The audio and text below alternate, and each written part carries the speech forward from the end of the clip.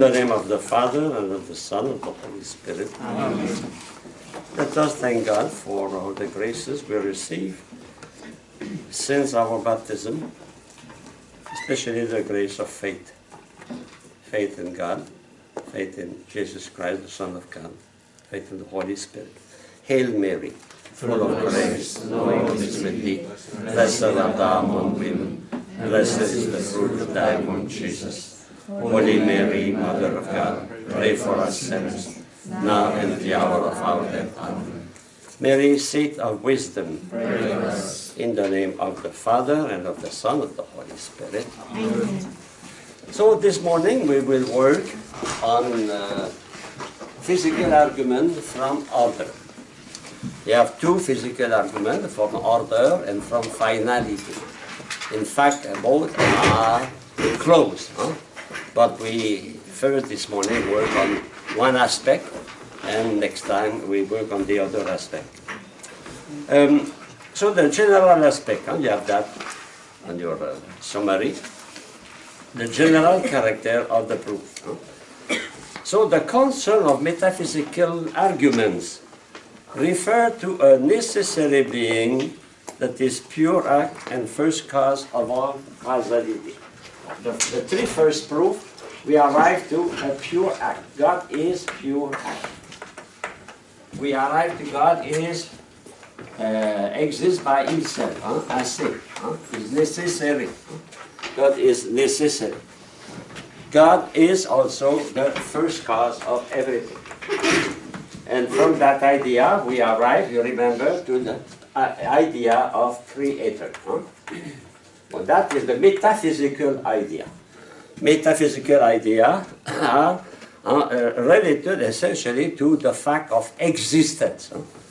The fact of existence. Thing exists. Now, in the physical argument, we reflect on the way thing exists. Not only on the fact they exist. That metaphysics. Metaphysics study being and the cause of being. Okay? Now we are in the level of nature. Physis in Greek means nature. So they are the natural argument, if you want. And nature is being, but with a certain mode of being. And what strikes us in nature, for us as a philosopher, in potency or in actu, it is the fact that in nature there is order. Nature is not something at random. It is so true that we study the law of nature. Physics, chemistry, biology, astronomy, entomology, botany. All those sciences are studying the law of nature. So that is this a fact. There is in nature some order. And that is the argument we study this morning. In next class we'll say why there is order. Why thing exists, So we are not here insisting on the existence of things, but insisting on the way they exist, the manner they exist. They don't exist at random, and they exist for a reason. So that is the object of the physical proof. I want to explain that why, because what is the difference between metaphysical proof and physical proof? The metaphysics is the fact of being. Why thing exists. Now we can explain that. Now, how we can explain there is order in the thing. That is the nature, physics, okay? The concern of physical argument. Certain special feature of reality have been accounted for and point to the existence of special attributes on the part of their cause. For example, we discover that the things, the words made by the pure act, the assez, by the first cause, the creator, that word is in order. That word is going somewhere. That word, that universe expresses some consciousness, some intelligence, And also, in that word, there is a special reality we call life. So that is the question we are now to ask. Why there is order? Why there is life in the universe? Is that at random? It is made by matter, or it is coming from another being, another. So that is the question. Okay? And that is very important because, you know, today in science, many scientists, they deny that is a cause of order. They study order, they spend years, sometimes their whole life to study order, to study the law of nature, but at the same time they deny that those laws of nature are made by some intelligent being. So they attribute that to chance, by chance. Okay? So I continue. Called physical argument. Why? Because they are founded on the peculiar requirements of what we call physical nature. In fact, to say physical nature, it is a pleonasm. It is a redundance because physical means nature. It is, if I say, the natural nature. The natural nature. Don't forget the word physic means nature. So the paragraph 1.2. So what is the value of the argument? What makes those arguments, physical arguments, valuable? You remember when we studied in the first semester the hierarchy of science. For example, physics, the study of physics, depends on mathematics. And biology depends on chemistry. That means to explain biology, we have to use the law of chemistry. To explain, to understand the phenomenon of nature, we must use mathematics. We saw that. So what gave to physics is real efficiency. It is the capacity for the physician, for the scientist, to put phenomenon into mathematical formula, to reduce that to a form. It's wonderful. I have a great admiration for that. We take billions of facts and we put that into a little formula. For example, AGT. For example, or the speed m multiplied by t. For a truck, for example, if he strikes a wall, the energy depends on the speed of the truck and the mass of the truck, you know. So we can reduce everything to a little formula.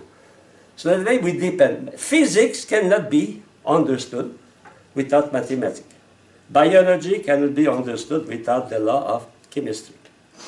So it is the same here.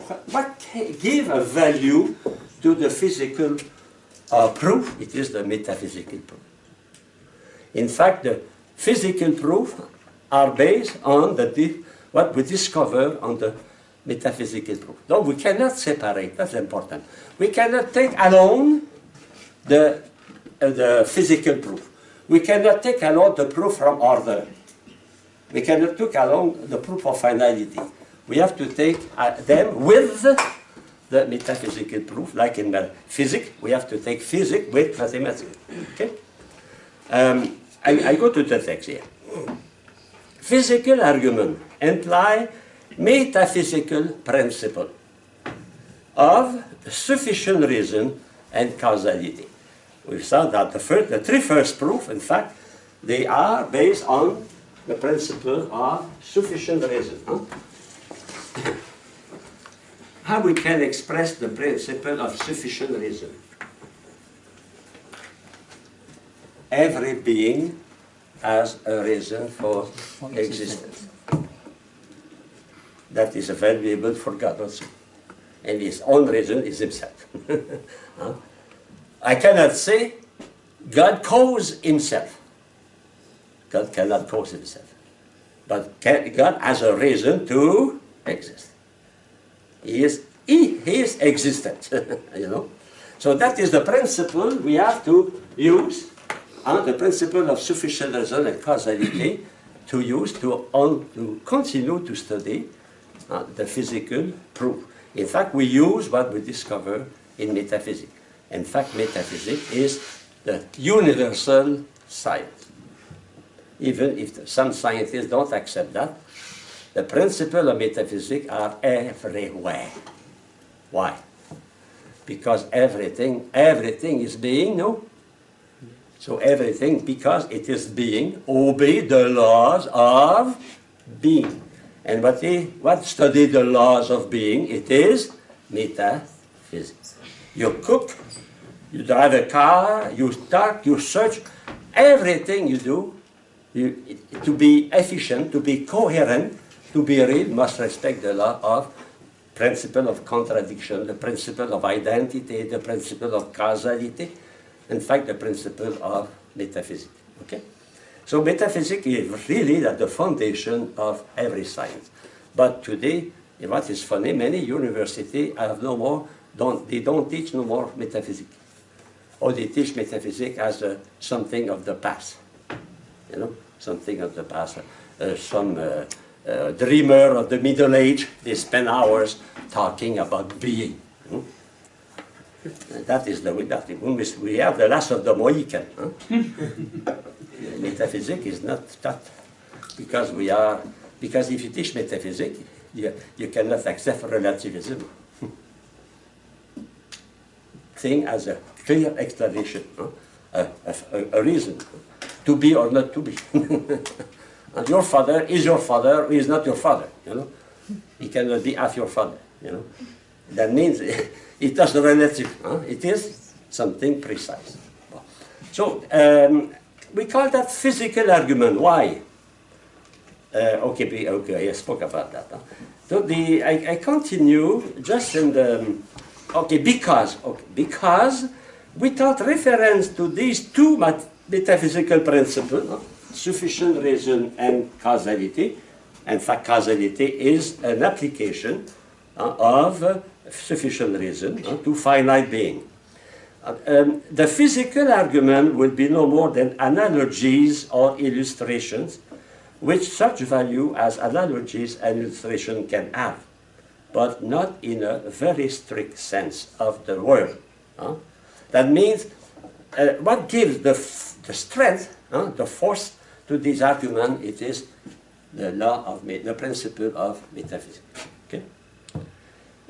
In fact, comparison, analogy, what is an analogy? You remember, it is a comparison.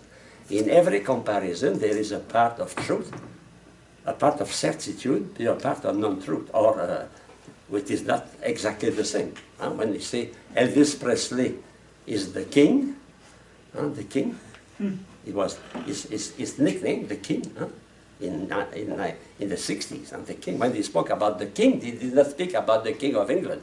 He speak about the king of rock and roll. And the king of England, or the king of Spain, and the Christ the king, they are king, but they are not king in the same way.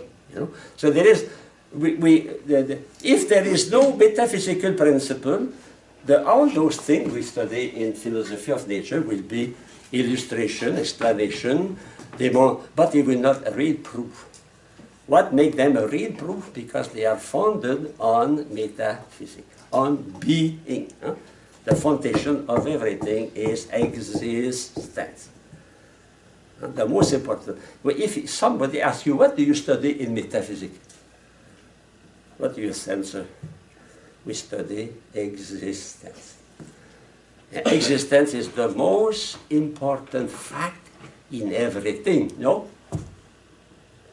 To be a billionaire, is it the first reality of Buffett, Mr. Buffett? No, the first reality, he exists. After that, he is a billionaire. He exists. So the most important science is metaphysics. But now is the less taught. Okay. So now the next paragraph. Oh yes, but why we cannot accept comparison? Because comparison is not a reason. That means we cannot use a comparison for a law. Of course, in the British system of law, they use a law because jurisprudence. And the liar prove that. And the liar, what they do? They go in the library and they try to find a case similar in the 18th, 19th century, you know, how the judge took the decision. And they try to apply that. They compare. It is the way the British system functions. But, you know, a comparison is not a reason. For example, you see a policeman passing full speed on the right line because he is an emergency. You see, my wife is going to have a baby. It is emergency, therefore I pass on the right line.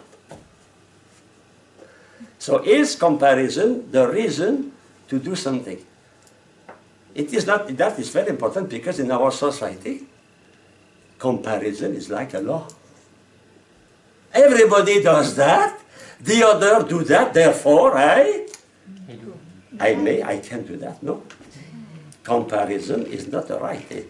When you compare, you don't have necessarily the right to have that. Yes. How do you improve your life then? I mean, if you don't compare from where you were to where you're at now, I mean, if that's not reasonable. No, I say comparison is not the foundation of a right. It's not the foundation of truth. A comparison is to help you to understand. For example, the fable, the rabbit, or the, how do you say it, and the turtle, you know? Tortoise and the hare. The hare, the turtle, okay? Well, you know, nobody believed that the turtle was, but it is a way to explain, you know? It is a way to teach. Jesus used a lot of parable, but that is not necessarily exactly the truth.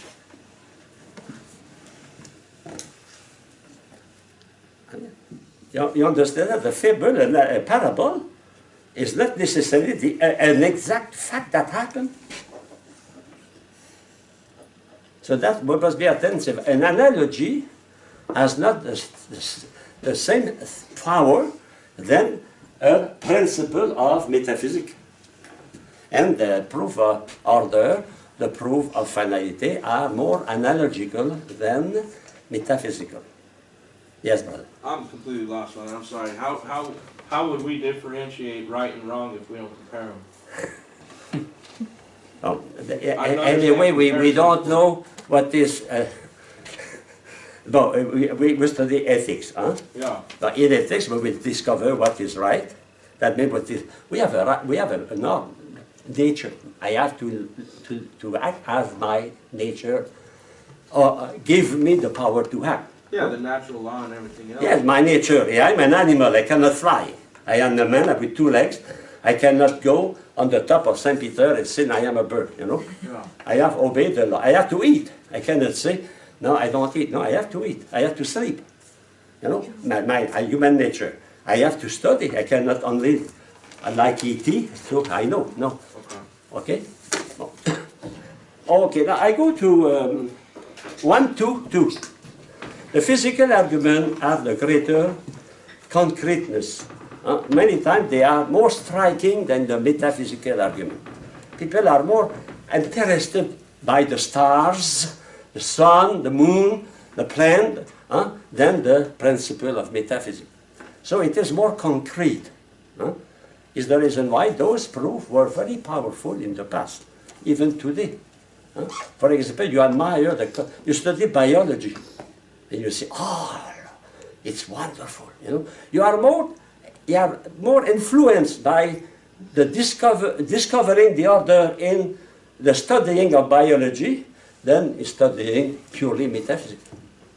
You know? That is what they say here. But taken in connection with the metaphysical principle, they are powerful. In fact, their strength comes from the metaphysics. Okay. In fact, those proofs are close to the common mind, closer to the common mind than metaphysics.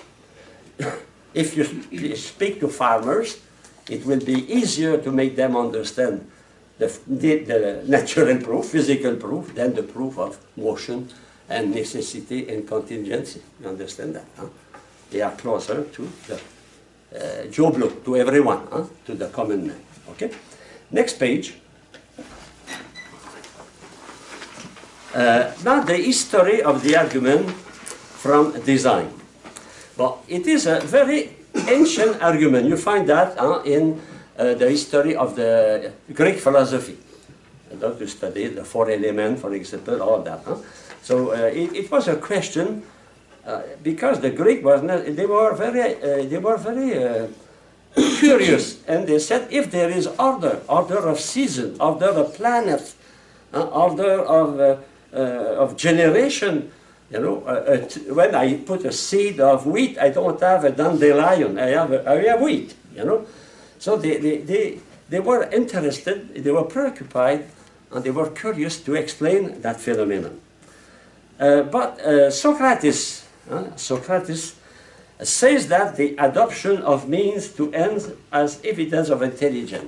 But if he said, if there is some order in the world, there is the nature uses some way to act. For example, a man does not come from heaven, he is engendered. A cat is engendered, you know. That means there must be an intelligence. Plato, he said, he was, you know, the Greek, don't forget, they were convinced that the world was eternal.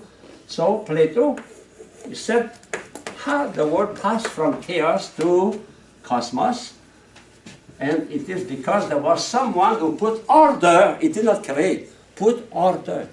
When we put order, what we do? We put our mind into the thing, and he called him the demiurge. So the demiurge is not necessarily God.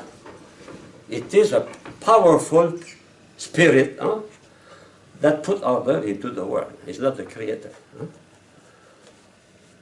But it is to prove that the world must have an intelligent cause. The cause who make the world, who order the world, either a creator or a demiurge, must be intelligent. In fact, what is linked with the order, it is intelligence. If you are when you were an adolescent, many times, we are not inclined to put order in our room. Our socks on the floor, pants, jeans, books, and everything is everywhere. And you come back and suddenly, hey, it's not my room. Everything is... So you see, my cat did that. My dog did that. No, my mother did that. You know, that means it must be an intelligent. Only an intelligent being can put order in a thing. So as soon as you see something ordered, you are sure there is an intelligence. Okay? Plato. Aristotle emphasized the function of mind in the universe by giving a final cause. Plato and Aristotle insist on the final cause. That means there is nothing exists without a cause, but a final cause. You know, interesting, because he was not too much preoccupied by the creation, because the world existed eternally, you know. But he was preoccupied, why? The reason why, the finality of things. But you have some exception. Someone who deny, it is the materialists, and the materialists, they are the Epicurean and the atomist. And one of them is Democritus. So it is, you know what they said? The world was made by little atom. What is the word atom? Without division. Atom means a division. Atom without division. When you go to the library, you have tome 1, tome 2, tome 3. I mean, the book is divided in three parts. Tome. Atom means without division. So they say, you know, the little thing exists, we call atom, but they have hook. They have hook. And they are thrown, I don't know why, they are thrown, they fall, and when they fall, they attach. I have a chicken, I have a dog, I have an elephant, I have a man. That is their explanation. It's materialist explanation, of course, because they don't accept something outside. So materialism existed even in the time of the Greek.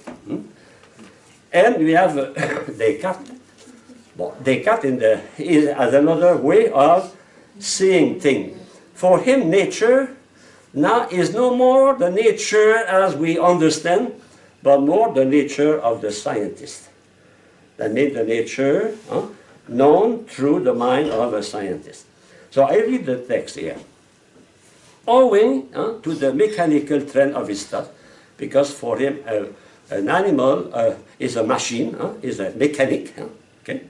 And the soul is accidentally in the car, in the mechanic. Descartes looks upon the order of nature as the necessary result of the law of nature. So nature is the result of the law. Interesting. For us, the laws as the result of nature. No, we know the laws of nature from nature. But he says nature is depending on the law of nature. It is logical with himself because he was an idealist. No? So the first I think. I don't depend on the nature to think. I think. And the nature must correspond to a thinker, to some laws of. Although he does also recognize adaptation in organic nature and evidence of the work of God. He was not an atheist. But his philosophy will engender rationalism. Meaning will engender people who would say, we don't need God, we can explain everything through our reason. In fact, through my reason. So we have my. Consequence, relativism. It is what we have in our society. Another philosopher, Kant, you know Kant, he said we cannot know the substance, we cannot know the noumen. We know only the phenomenon. Therefore, we cannot attain God, for example, through metaphysics. But we can attain Him through duty, through obligation, through ethics, through the critique of the practical reason. You have today now some who oppose, those who oppose to that are the materialist evolutionists. Those who say that thing can be explained only by thing. That means matter explains all the phenomenon of matter. We cannot find an explanation outside of that. So we start from matter, we go to life, from life we go to intelligence, you know. That is the materialist theory of evolution. And I gave you some text you have at the end about evolution. It is important to read that for your own formation, because you have to discuss about that. You know, it is a discussion about evolution. It is a great problem. Not a problem, for certain it's a problem, not for me, but for certain it's a problem. They have difficulty to conciliate evolution with the Genesis. God created the world in 6 days, and the 7 days he took a rest.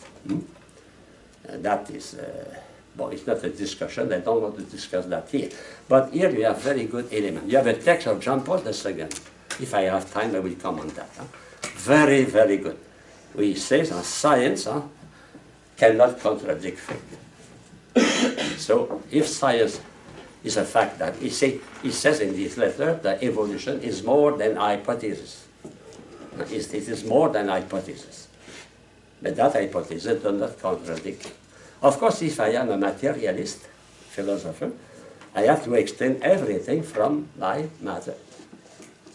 You know, materialists, they contend that it's a lack of faith. And to be a materialist is to have a great faith. A great faith in matter, you know. Okay? That's the position. And you have another position also that opposes, it is pantheistic approach. So everything is God. Everything is God. So things are God. So when things are organized, everything, you know, we don't are searching for something transcendent. For pantheists, God is not transcendent. It's not apart. It's not sanctus. They cannot say Sanctus, Sanctus, they cannot say that. They can say only, holy, holy, they can say that. That means God is immanent, but God is not transcendent. So when you know, I take you a story. And when I was in Africa, I received a letter from a man I did not know. You know, we received a letter to ask for money. Huh? So he gave me a title. He said, I will say in French first, à votre très haute divinité, to your highest divinity. I met the Cardinal Léger. I say, you, Eminent, you never had the title I received. I told that him. You know. So every time he met me, he said, how is your highest divinity? But pantheism is usually that you are a divinity. Huh? I am a divinity. So we are on the same thing. Huh? It's a kind of melting pot, huh? A God melting pot. Trees, cat, flower, flea, cockroach, and Miss America, all that is the same. No, I think, you know, New Age, huh? They kiss the tree. Oh,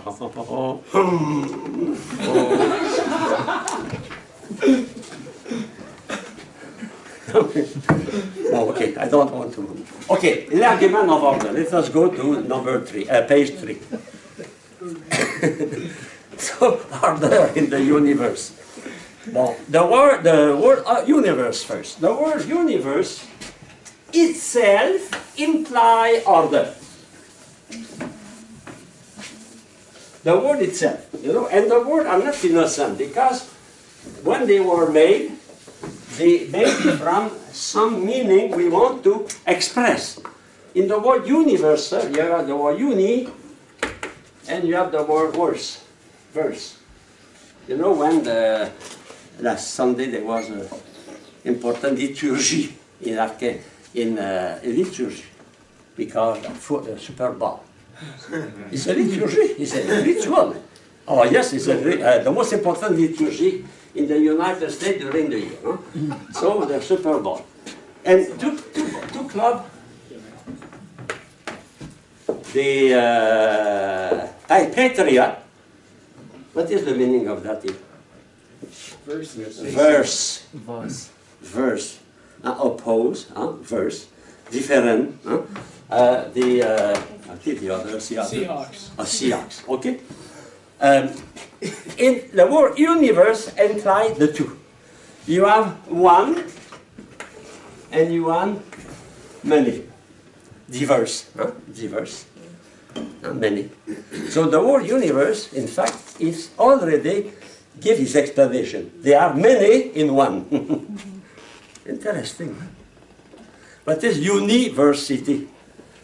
It is a kind of school, if you want, an institution where all many science are at the same place. One, you know, university, universe.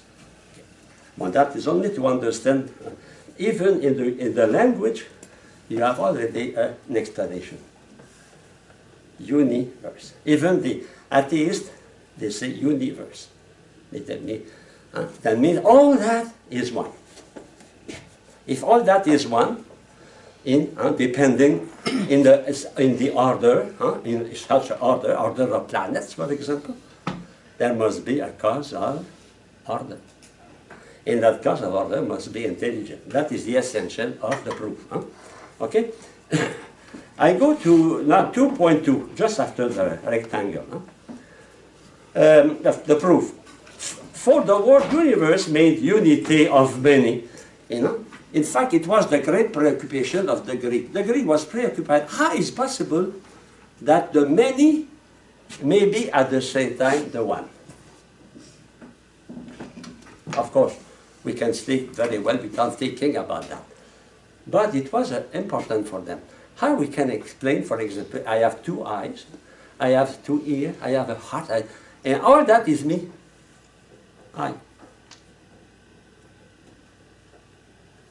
It's a very important question.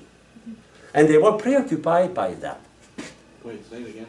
How is it possible that the multiple be at the same time one. We are multiple, we have trillions of cells, we have a lot of organs, and we are one. Huh? When you go to the doctor, you don't see, you know, my little two is sick. No, I am sick because my little two impedes me from sleeping, you know. Your little two is you, and your eye is you. All that is different. Your eye is not your little two, it's different. But at the same time, it is you, no? How we can explain that? Well, in philosophy of man, we found a solution. It is because of the soul, principle of unity, principle of activity, entity. Okay? But it is important. You know, sometimes we have to think how the Greek was thinking, because today, who is preoccupied by that? But it was a great problem for them to explain how the diversity of the universe, diversity in my body, diversity of plan, all that are coordinated, are one. So on the contrary, if they are related, there will be among them a principle of coordination and subordination. So coordination, because they have to work together. My eyes is helping my leg. If I don't see, it's difficult to walk. I can walk, but I cannot do where I'm going. You know, coordination and also subordination, because not everyone of my senses is my brain. My brain is running the business, and the rest is obeying, no? So there is a hierarchy, a subordination in my body, a subordination in the world, in nature. We call that the equilibrium of nature. You remember 10 or 20 years ago in China, in a region, they decided to suppress flies because there were too many flies. So they asked every Chinese every day to go to the central bureau of the village and to put on the table all the flies they killed. Imagine how many billion of flies can be killed in one day in China. It was a success. They eradicate flies. But the year after, what happened? No bird. The birds destroy the crop. Kill the birds. Or... The birds have to eat. Have to eat. Instead of eating fly, they eat corn. They eat wheat. It was a catastrophe. And the genius who proposed that was put into jail. That is the Chinese method. But we speak constantly about ecology, but it is ecology is order, subordination. Everything is submit to an order. We are linked. There was I know we imported bees from Africa because they were able to kill some. But what now they are doing? They kill the bad bees, they kill the good bees. And now the number of bees is diminishing because of that. Balance or coordination and subordination. If there is coordination, there must be a principle of coordination. And if there is subordination, there must be also a principle establishing a hierarchy in nature. Okay? That is phenomenon we can see as a scientist. I don't speak as a philosopher here, I speak as a scientist. We are depending, even in my body, my organ depend one on another. It's the same in nature, etc. Okay? Next page, page 4. So we can have two kinds of order. We can have an extrinsic order and an intrinsic order. For extrinsic order, it is an order put into the thing by something outside the thing. For example, your room was a mess, and when you come back after the school, your room is perfect. And that is extrinsic cause. It is an intrinsic order. The order comes from your mom, your mother, not from within you. Okay? But that's not difficult to understand that. But the arrangement imply and some intelligence. For it implies the disposition of many things according to unity. That means the thing themselves, your socks on the floor, your jeans, your books, cannot by themselves put into order. The order comes from outside of their reality. So there must be a mind who put order in the multiplicity. You have many, many things. You have, for example, if you teach in a primary school, during the recreation, you have maybe 200 children in the schoolyard. And suddenly the bell rings. And now all the children are in line. The teacher is here. And the other. All that is at random. All that is at random? No. No. There is a principle of. But the principle is not in the children. Does the children by themselves say, oh, now it's time to... No, they must have a run, they must have a bell, and they must have a supervisor. No? That is from outside. The children cannot by themselves, like every year in New York, they see parade to prepare the venue of Santa Claus, Saint Nicholas. But Santa Claus is not in the calendar of the saints. The Saint Nicholas is there. So anyway, you see 100, 200 boys and girls coming from Indiana, for example. And they play instruments and they dance. All that is at random. No, nobody. It's common sense, no? You know, it's common sense, but when we speak about nature, some scientists, they don't accept it is like. They cannot use their common sense. And they are doctors in science. Don't forget the verse of the Psalm. God confounds the wisdom of the wise. Okay? And sometimes the common man is closer to the truth than the great scientist. Like some Christian lay people are closer to holiness than many priests. I don't speak about sisters, of course. They are so close to holiness. But you know, men, we are not perfect. Okay. Don't tell that to your superior. Okay, but the entrance, so therefore, if there is some order from outside, it is sure that the conductor or the general, all that are intelligent. Okay, that is clear. If you go to a circus, I went to a circus in Ottawa when I was in theology, and suddenly what we see a big bear on a bicycle. Hey, a big bear on a bicycle. He was biking, and each time he passed in front of the tamer gave him a sugar. He was happy. Continue. Is the biking by the bear coming from within? No. No. Coming from outside. It is extrinsic of the. But you, when you are on your bicycle, it is from inside, from within.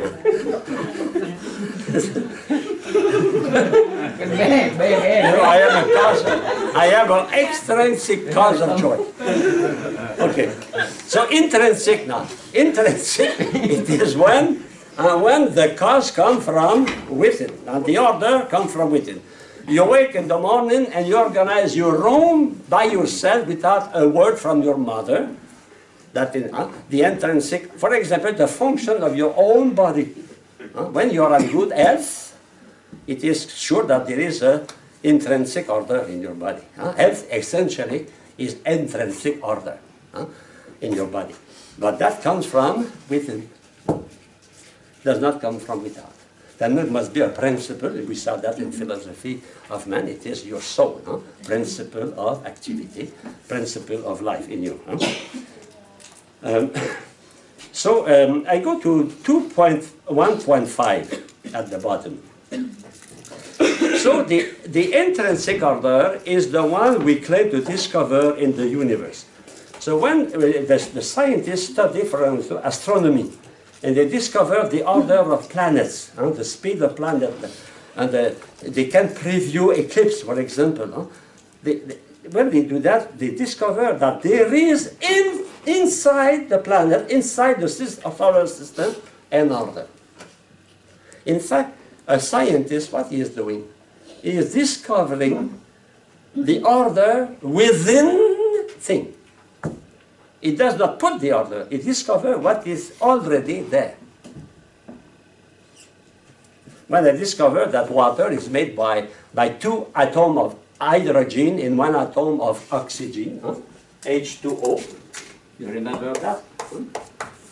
I don't make that. I discover what is already there.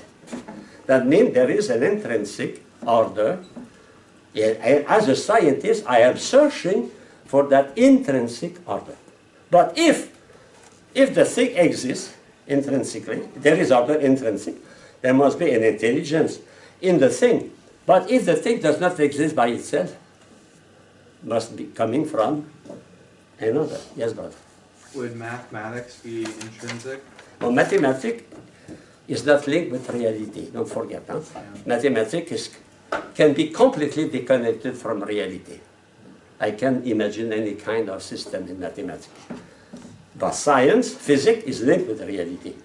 Because physics, chemistry, they are dealing with the real object. In mathematics, we have the second degree of abstraction.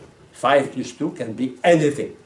Can be 5 sheep plus 2 sheep, or $5 plus $2. Can be anything. 5 leprechaun plus 2 leprechaun. 5 cyclops plus 2 cyclops. You know? I can put what I want. But in physics, I cannot put what I want. I take what is there, I try to understand the order intrinsic to the thing. We call that the law of nature. But we don't make the law of nature. That is important. We discover that someone put order in nature. And that is, I think a scientist, for me, an honest scientist should be someone who recognizes that it's not at random. But you know, we can be a scientist and not be always honest. No? Jesus said that in the gospel. They have ear, but they don't hear. They have eye, they don't see. And that, we call that sometimes in the sin against the Holy Spirit. That means the sin against evidence. Against evidence. Okay. I go to page 5, the conclusion. Well, such an order cannot be established except by the one who has the nature of reality in his control. Who can put order in things? Only the one who is controlling that. But if you control that, you are not inside. You are outside. For example, the conductor is not is the one who is directing the musician. And the general of army is not necessarily on the front with a gun. Is the one who is coordinating the movement and the motion of troops. You know, so that is you know, it is not necessary that the principle, the causality is in the thing, but the cause is outside of the thing. And the causality, for example, because we must distinguish two things. We must distinguish the causality of the activity and also the causality of the being in activity. In fact, there is activity only if there is being. And we cannot suppress that. I mean, if there is activity, there is nature. Not only there is laws of nature, there must be an author of nature. There is no law of nature if nature does not exist. Okay, so we arrive, I read the text here. And therefore, the intelligence which implied must be intelligence on the part of the creator of the universe. Well, when we see that, we don't say that as a physical argument. We use the argument of metaphysics we used before, that the three first rules. You know, that means we say, okay, we said that because God is necessary, He depends on nothing. He is acid. We arrive to the conclusion He is a creator. But we don't say He is intelligent. He's a creator. Now, because there is order in His creation, we can affirm He is intelligent. We cannot or we can? We can affirm He is intelligent because His action is filled with order, with organization. You know, He put His intelligence. That means the cause of the world is not only an energy. For example, for the New Age, it's energy. Sometimes I receive some slideshow from people, they send me that. And they say, energy, or the divine energy. It's not a divine energy. He's a person. He is intelligent. That is very, very different. They go to Machu Picchu, and they want to feel energy. They meet a divine energy. We go, no, we look at the world, we say it's not a divine energy. Of course, there is energy in the world. But energy is the consequence of the creation. So that means we arrive to that our creator, the creator of the universe, we prove in the first, third, and the three first proof, that creator is intelligent. And we can prove also he is free. Why? Because he does not depend on his creation. You know, the proof are linked one the other, and the proof of God of the intelligence of the Maker is not a proof of God is creator. When Plato said that God is the demiurge, not God. There is a demiurge. It does not affirm that it is necessary God. It is a demiurge. But we know that it's not a demiurge for us. If we have the three first proof, we are obliged to say that it is a creator. And now with the fourth proof, that creator is intelligent. If he is intelligent, he is a personal God. He's not only a force. Oh, divine energy, come to me. No. He is a person. That is very important. A personal. If he's a personal God, I will have with him a personal relation. And that is religion. In fact, the Greek, when they adore the God, they have a religion, a relation with a personal God. Zeus was a personal God. He was so personal, the poor Zeus, that he was obliged to obey his wife. He was limited by his wife. We see that in the mythology. He was powerful, but you know, there was a little weakness. He was married, and his wife was running him. So the power of women in the mythology. Interesting. No? When they say, oh, they were only macho. When Zeus, he was obliged to obey his wife. But it's the reason why it's better for priests not to be married. They have only to obey their bishop. Okay, I close the parenthesis. But it's interesting to see those things, to know those things. Okay. Now the statement of the argument. But we saw that every argument is based on a syllogism. In the order of syllogism, it is first a fact.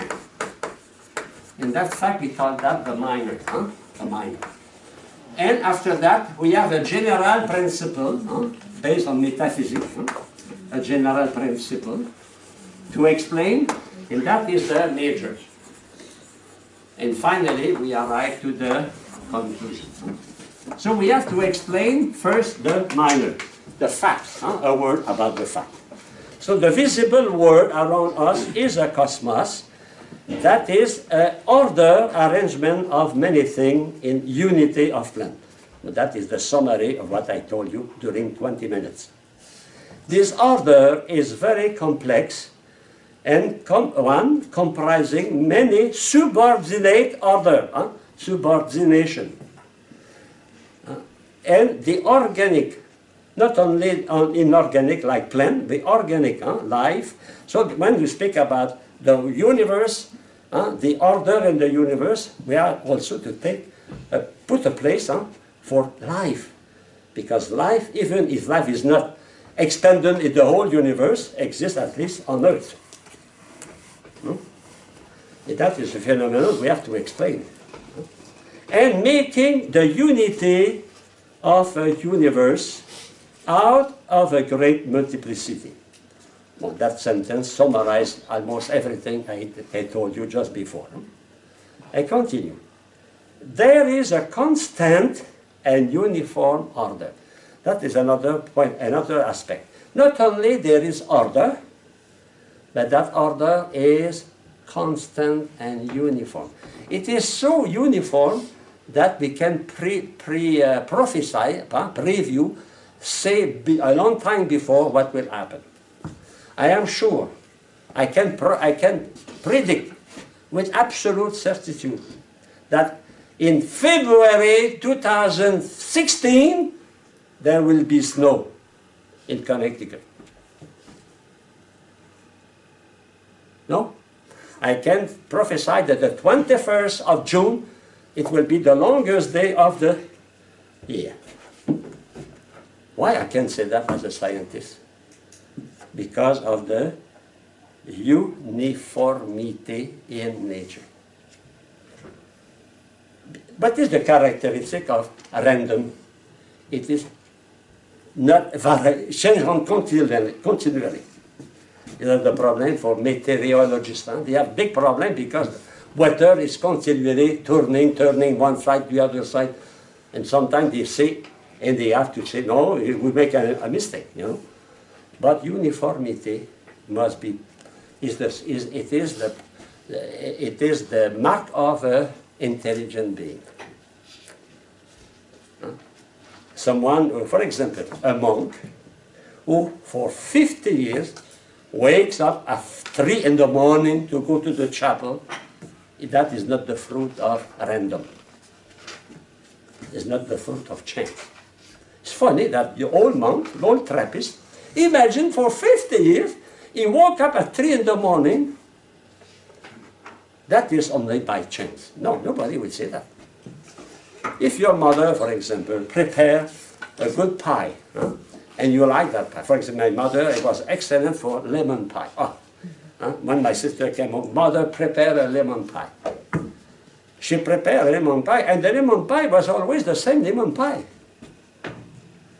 It was not changing, no, because it was the best for her to prepare that, so she was uniform in his preparation of lemon pie. That means she was intelligent. She used her mind. Otherwise, I think she put more, less, more, less. No, the same thing. You go to a restaurant, and the restaurant, you see, we produce the best hamburger. But there must be the best all the time. There must be a kind of uniformity. Uniformity is also a sign of intelligence. In nature, there is uniformity. Uniformity of season, no? The uniformity of the law of gravity. If you throw a ball in the air, you are sure the ball will continue. No. We are sure the ball will come down toward the center of the earth. Uniformity. And because of that, we can go now to moon, we can go to Mars and other planets because of the uniformity. What is the law of science? In the same condition, the same thing produces the same effect. The same cause produces the same effects. This is the fundamental law in science. Otherwise, there is no science.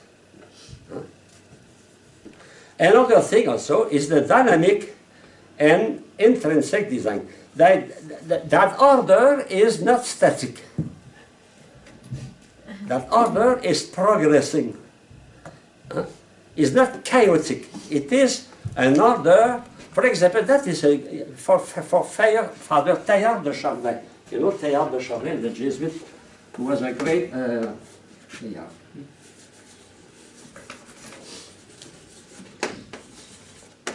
he was a great paleontologist, one of the most important paleontologists of the 20th century. Huh? He is the one who discovered the Homo pekensis, the man of China and Peking. He did a great discovery. And, you know, for him, he said, if you look at evolution, evolution is a progress. If there is a progress, it is a sign of intelligence. When you regress, it's not a good sign. We know a child is intelligent when you see his progress. And the parent and the grandparent are so happy. Oh, oh, oh, oh. But after 15 years old, oh. You know, it's true. Huh? The parent, but progress is not at random. There is no progress at random by chance. So if in evolution there is progress, there must be a principle of progress. It's for Teilhard de Chardin and for other Catholic, for example, we have the Father Bergogneau, he was a Franciscan in the 50s. He passed on television in Canada, I remember that. He was a great biologist at the time, and he said, for you, evolution is not something hurt you. Oh, not at all. For me, it was the best proof of the existence of God. For me also. Because if there is progress, there is finality. If there is progress, there must be an intelligent being organizing the progress. I give you an example. When I was a young teacher, I started a band, a musical band. Okay? I start from scratch. My students, they were 15, 16 years old, 17 years old. Nobody knows music. I have to teach everyone, one by one, every instrument, every day, 20 minutes. Half an hour, no more. 4 days a week. At the end of the year, we were able to give a concert. It was very elementary, but we have a concert. There was progress. Why? Because I was intelligent, and my students were intelligent. Progress is a sign of intelligence. Progress is a sign there is a cause tending toward a finality. Okay? So when you see a tree growing, a flower growing, there is progress. You see a little catty or a little puppy. Oh, beautiful little puppy. After a certain time, is a big Labrador. You know? But you see the progress. It's a proof that there must be an intelligent being doing that. Okay? And even when you become old, of course, it seems to be a regression. Well, it's not a regression. It's an improvement because when we are getting old, we become wiser. It's a consolation. Huh? When you are losing your hair, it's a sign that you are mature. So if you don't use your hair when you are old, it's not a good sign. I have my hair. It's not a good sign. Okay. Next page. Now we study the minor. Now go to the major. What is the general principle underlying that? Huh? Okay, I read the text. To have such an order, there must be an intelligent being, intelligent cause. Because to have such an order, there must be a plan of the whole. When there is progress, for example, in my band, there was a progress. They have a method, and every day, a tune a day, they practice one piece every day, and they progress little by little in such a way that in May, in the month of May, they were able to give a concert all together. It was not beautiful, perfectly, but it was good because it was the fruit of their progress, you know. They invest in that. There was a plan, there was a method. We progress when, sometimes people, they play the piano. I have a confrère in my community. He played the piano for many years, but always the same tune. He sits down on the piano, he plays only that. He knows only that. There is no progress. I cannot say he's a pianist. Huh? To be a pianist, that must be, you should progress. You study Spanish, you study French, you study English. You progress. Why do you progress, sister? Because you are intelligent. Yes, it is because you are intelligent that you can progress. You have a plan. You follow a method, a grammar, you have a plan. There is no, you know, we cannot, if we want to be efficient, we must reflect before acting, no? We must have a plan. We must know what we are doing. For example, you have a garden, or brother Vietnamese, they have a garden in our land on the other side, but they have a plan. And they say, here we plant salad, here we plant carrot. They have a plan, no? Yes. And because they have a plan, it was a great success, a great success. So successful that even the sister came to their garden. There is no success, there is no progress, there is no subordination or coordination, etc. without intelligence. That is, and the more complex is the plan, the more intelligent is the being who is doing that. You know? Okay? So I go in the middle of the page. Order is not, here you have to make a correction if it is not on 2.3, 2.3, okay? Order is not the result of chance or blind necessity. Here we oppose materialist. It can be for someone materialist, like the Darwinian, Darwin. All that is the result of chance. Imagine the progress, the evolution from a fish, for example, to man, is the progress is only by chance, by chance. Or the result of some blind necessity. We get fatum in Latin, fate in English. Fatum, fate. Destiny. Elenki in Greek. We are the slave of, and that is, in Greek mythology is that. Even the gods in the Greek mythology were submitted to destiny, to fate, to fatum, to Elenka. Even the great Zeus, he was submitted to his wife. Blind necessity. So, is the other a result of chance? First possibility, there is no efficient cause for what has occurred. Chance is absence of order. Essentially, chance is the absence of order. You take your ticket in a hat, and you have that is chance. There is no explanation except absence of order. If you have an order, you should begin by number 1, number 2, number 3, etc. You know? If you win too many times at Unconsville, at the casino, be sure, after 3 times, someone will come to you to see if it's not tricky. You know, a few years ago, the students of MIT, they make a study, a very scientific study about chance, especially in regard with casino. And they study that. You know, that is based on statistic. Statistic. We study that soon. It is the binom of Pascal. AB power n. So the more you have the case, the more you have possibility. If I have only one possibility, it is head or tail. Okay? But if I have many possibilities, finally, if we have a lot of possibilities, we arrive, what we call in statistics, to the Gauss curve. Here, like that, Napoleon hat, you know.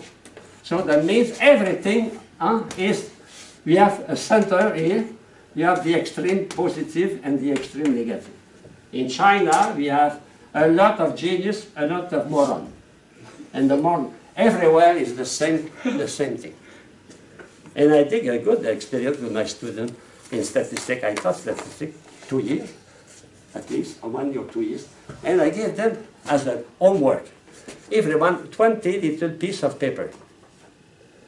I said, you will take a dime, money, 25 cents, and you will add true, tail, false.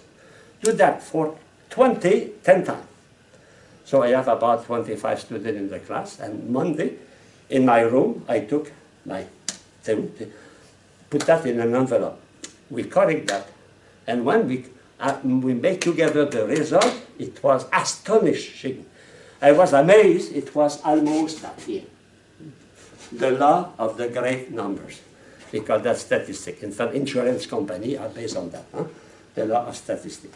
But we cannot predict that you will die or you will live up to 100 years.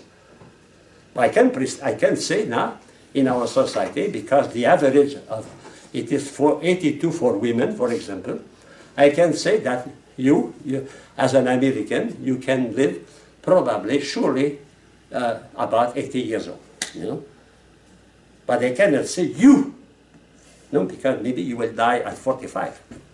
Maybe you will die at 104 years, That is the law of, but we cannot predict. For example, they can predict, and during the weekend of Labor Day, there will be 352 persons will be killed on the highway. And most of the time, it's very close to that.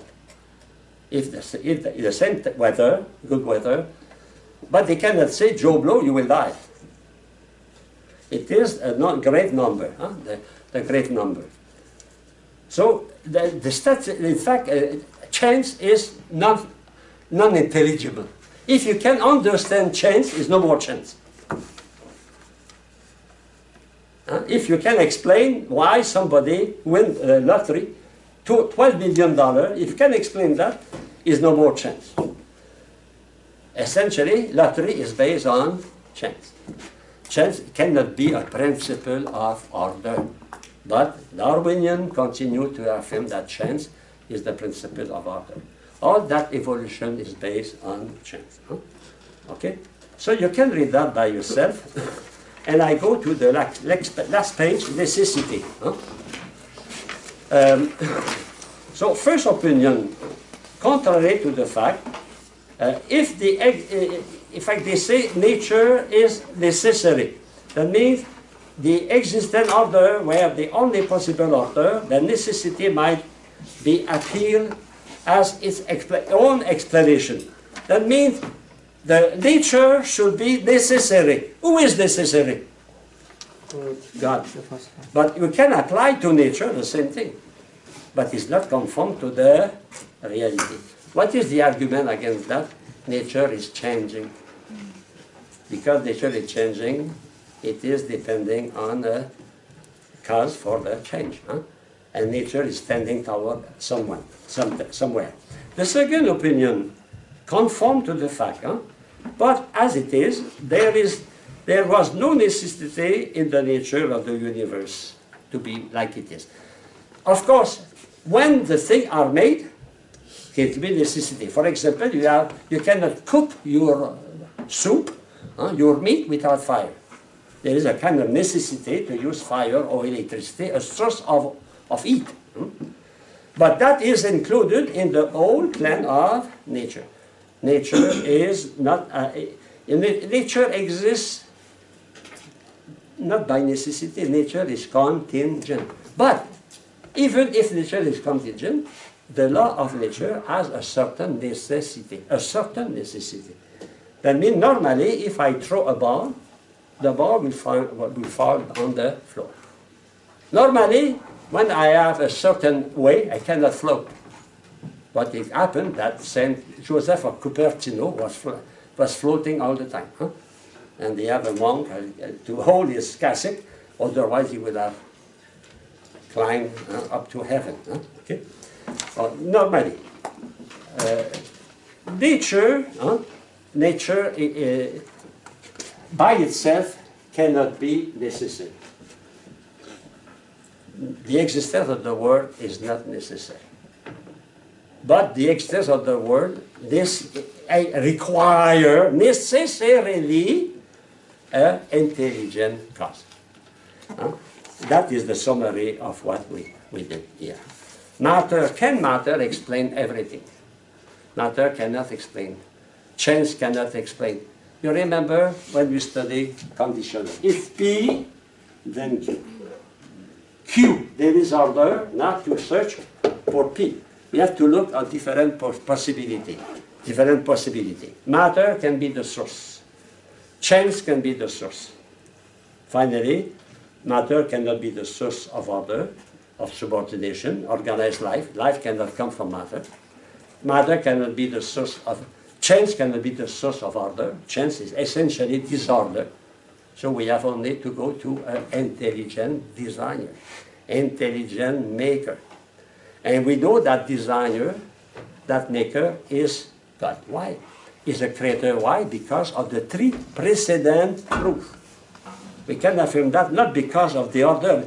The order in the world does not prove that God exists. Prove that God is intelligent.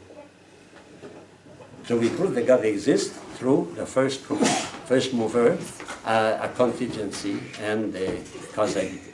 Okay, so now it's time for you to take a rest. It is necessary